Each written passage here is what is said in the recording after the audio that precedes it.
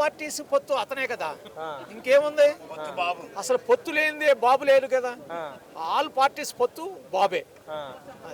అసలు ఏం డెవలప్ చేయలేదు జగన్మోహన్ రెడ్డి గారు, నేను వచ్చినాక డెవలప్ చేస్తున్నాను అంటున్నాడు. అసలు జగన్మోహన్ రెడ్డి చెప్పుకోలేదు కానీ కాలేజీలు 17 కాలేజీలు తీసుకొచ్చాడు. అవును. 1000 బిల్డింగులు కట్టాడు.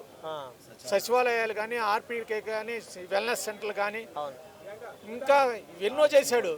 కానీ ఇలా పబ్లిక్ చేసుకోడు, పబ్లిక్ చెప్పుకోడు. నేను చేసిన పని చూపెడతానంటమే తప్ప ఇతనిలాగా చంద్రబాబు లాగా మీడియా ముందు కానీ ఇంకో దాని ముందు కానీ ఇష్టం వచ్చినట్టు చెప్పుకోడు, చెప్పడు కూడా. ఏంటి మరి ఈ మధ్యకాలం మరి కొంతమంది ఏమో లోకేష్ గారికి సీఎం పదవి ఇవ్వాలి నెక్స్ట్ 2 years ఇవ్వాలి, ఇస్తేనే బాగుంటది. మరి కొడుకు ఎన్నాళ్ళు ఏమి చేయకుండా ఉంటే ఏం బాగుంటది?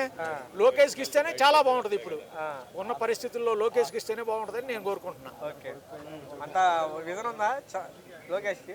లోకేష్కి విజన్ ఉందో లేదో చూస్తేగా కనపడేది, మనకి చూడకుండా ఏం కనపడుతుంది?